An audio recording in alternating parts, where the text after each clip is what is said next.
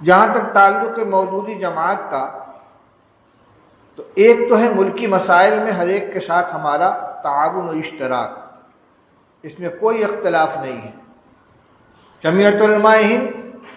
ہمارے اکابر کی جماعت ہے، اس کا اپنا ایک منشور ہے اور ایک انداز فکر ہے، انداز عمل ہے، لیکن مسلمانوں کے مشترکہ مسائل جب زیر بحث آتے ہیں تو تمام مسلم جماعتوں سے، مسلک والوں سے اشتراک ہوتا ہے، چاہے وہ جماعت اسلامی ہو، چاہے جمعیت اہل حدیث ہو، چاہے کچھوچا سے تعلق رکھنے والے حضرات ہوں،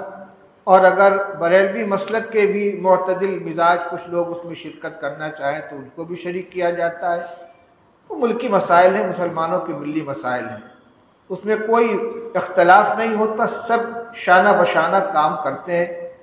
لیکن جہاں تک مسلک اور نظریے کی بات ہے تو ہر ایک اپنے مسلک کے سلسلے میں پختہ ہے اور آزاد ہے۔ مودودی صاحب سے ہمارا فکری اختلاف ہے،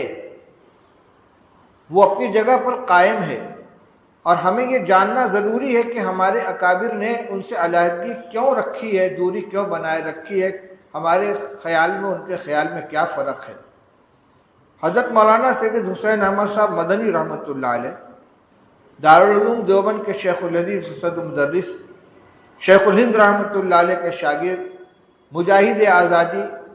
ان کو کیا پڑی تھی کہ وہ مودودی صاحب کے دستور اور اصول کو سامنے رکھ کر انہوں نے اس کے بارے میں سوالات قائم کیے اور گفتگو قائم کی۔ آپ کو معلوم ہونا چاہیے کہ مودودی صاحب کی سب سے پہلے گرفت کرنے والے مولانا حسین احمد صاحب مدنی رحمۃ اللہ علیہ۔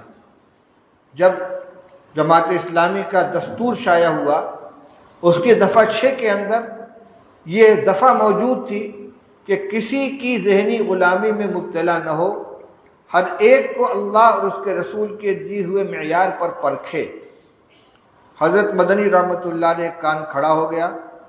انہوں نے سوال اٹھایا کہ کیا صحابہ کرام رضی اللہ تعالیٰ عنہ کو بھی ہم اسی طرح پرکھیں گے، ان کے بارے میں بھی جانچ پڑتال کریں گے، ان کی بھی تنقیح کریں گے، یا وہ ہماری تنقید سے بالا تر ہیں؟ تو اس کا یہ جواب ملا کہ نہیں، وہ تنقید سے بالا تر نہیں ہے، ان کے اوپر بھی اسی طرح تنقید کی جائے گی۔ چنانچہ آگے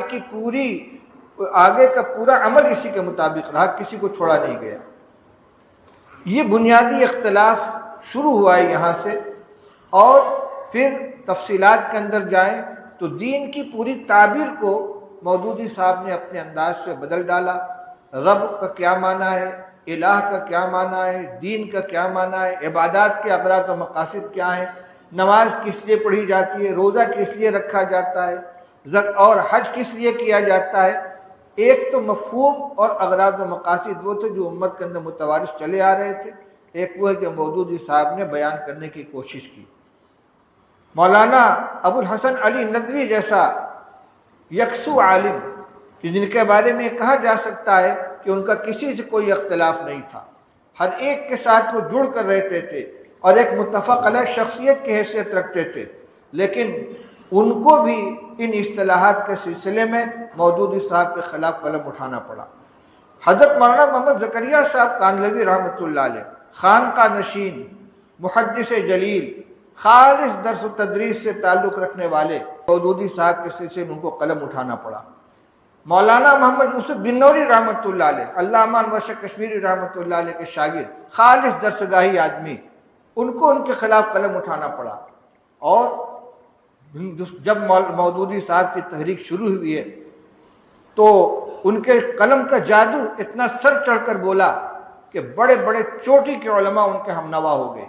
جن میں مولانا ابو الحسن علی میاں ندوی ہیں، مولانا منظور نعمانی ہیں، مولانا عبدالرحیم اشرف ہیں، اور اسی طریقے سے بڑے بڑے علماء تھے۔ لیکن جب قریب گئے ہیں اور جماعت کے نظریات کو اور مودودی صاحب کے نظریات کو، ان کے عمل کو دیکھا تو ایک ایک کر کے چھٹتے ہوئے سب کے سب الگ ہو گئے، اور یہ اتنے اخلاص کے ساتھ ان کے ساتھ گئے تھے کہ مولانا منظور احمد نعمانی رحمۃ اللہ علیہ نے جب اپنا مستقر بریلی چھوڑا ہے اور وہ سیالکوٹ سفر کر کے گئے ہیں، مودودی صاحب کی حمایت میں، اس کا نام ہجرت رکھا تھا کہ میں گویا ہجرت کر کے آ جاؤں. سن تن من دھن سے ان کے ساتھ ہو گئے تھے، لیکن کچھ دن گزرنے کے بعد ان کو لکھنا پڑا مودودی کے ساتھ میری رفاقت کی سرگزشت. پوری کتاب انہوں نے لکھی ہے.